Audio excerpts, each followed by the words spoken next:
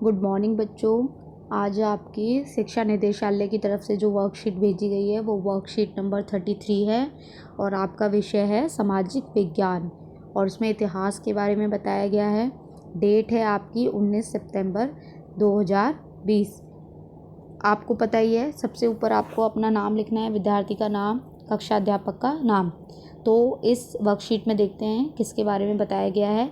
Europe में राष्ट्रवाद के बारे में बताया गया है कि 1815 में नेपोलियन जो थे उनकी हार के बाद यूरोप में क्या क्या हुआ। जो यूरोप की सरकारों का जो झुकाव था वो पुनः रूढ़िवादी की तरफ बढ़ गया। उसके बाद क्या हुआ, उनकी जो राजनीतिक विचारधारा थी वो रूढ़िवादियों ने स्थापित संस्थाओं, रीति रिवाजों, परंपराओं को मान्यता दी एवं तीव्र परिवर्तन के स्थान पर क्रमिक विकास पर जोर दिया। ठीक है, जो मतलब बहुत फास्ट आपका परिवर्तन, जो चेंजेस होते हैं उसकी जगह क्रमिक विकास पर जोर दिया।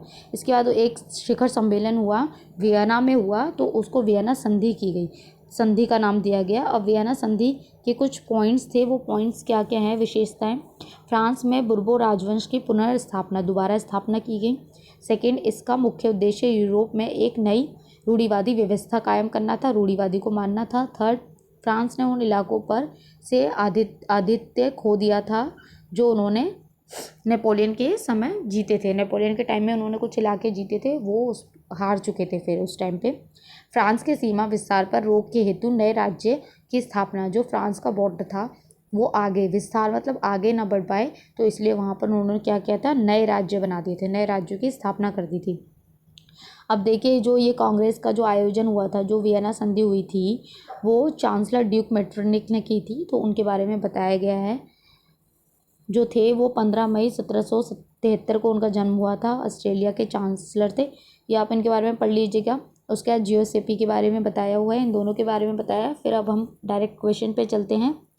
मैं क्वेश्चन के आंसर्स प्रॉपर नहीं लिख रही हूँ क्योंकि आप छोटे बच्चे नहीं हैं, आप 10th क्लास के बच्चे हैं, आप खुद से समझ के कर सकते हैं, इसलिए मैं डायरेक्ट यहीं से आंसर बताऊंगी और आप खुद से लिख सकते हैं।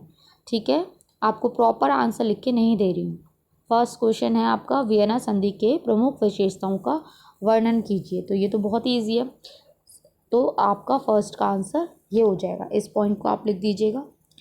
सेकेंड क्वेश्चन है आपका, मेटरनिक की भूमिका का वर्णन। मेटरनिक के बारे में आपको बताना है, बहुत ईजी है। इनका जन्म 15 मई 1773 को हुआ। वे ऑस्ट्रेलिया के चांसलर थे और उन्होंने यूरोप की राजनीति में महत्वपूर्ण भूमिका निभाई, ये लिख सकते हैं आप।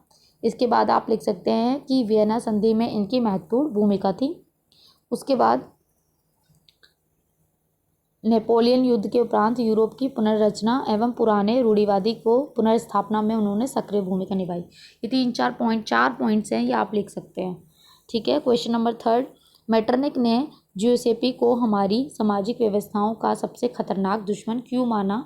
वह किस राज्य सामाजिक व्यवस्था की बात कर रहे थे? अब देखिए, मेटरनिक ने क्यों माना। अब जो मेटरनिक था वो रूढ़िवादी तंत्र चाहते थे, लेकिन जो जियोसेपी थे वो उसका ज़ोरदार विरोध कर रहे थे, इसलिए उन्होंने उसको खतरनाक माना। ठीक है, अब आप देखिए यहाँ से इसका आंसर, मैसनी द्वारा राजतंत्र का जोरदार विरोध एवं उसके प्रजातांत्रिक सपनों ने रूढ़िवादियों के मन में भय पैदा कर दिया था। मेटरनिक ने उसे हमारी सामाजिक व्यवस्थाओं का सबसे खतरनाक दुश्मन बताया। यह आपका थर्ड आंसर डायरेक्ट यहीं से हो जाएगा। ठीक है, अब हम फोर्थ आंसर देखते हैं। फोर्थ क्वेश्चन क्या है, नेपोलियन युग के उपरांत यूरोप में क्या परिवर्तन आए?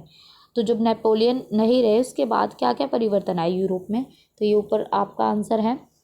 नेपोलियन की हार के उपरांत यूरोप की सरकारों का झुकाव पुनः रूढ़िवादी की तरफ बढ़ गया, एक पॉइंट आप ये लिख सकते हैं। सेकंड, राजनीतिक विचारधारा के अनुरूप रूढ़िवादियों ने स्थापित संस्थाओं, रीति रिवाजों, परंपराओं को मान्यता दी। थर्ड पॉइंट, तीव्र परिवर्तन के स्थान पर क्रमिक विकास पर जोर दिया। फोर्थ पॉइंट, एक शिखर सम्मेलन हुआ, आयोजन हुआ, उसका नाम वियना था। ठीक है, तो वियना संधि पर हस्ताक्षर किए गए। ये 4 पॉइंट आप इसमें आराम से लिख सकते हैं। आई होप आपको वीडियो समझ आई हो, आंसर समझ में आए हो। अगर आपको वीडियो पसंद आई हो तो प्लीज़ चैनल को लाइक कीजिए, सब्सक्राइब कीजिए। Thank you.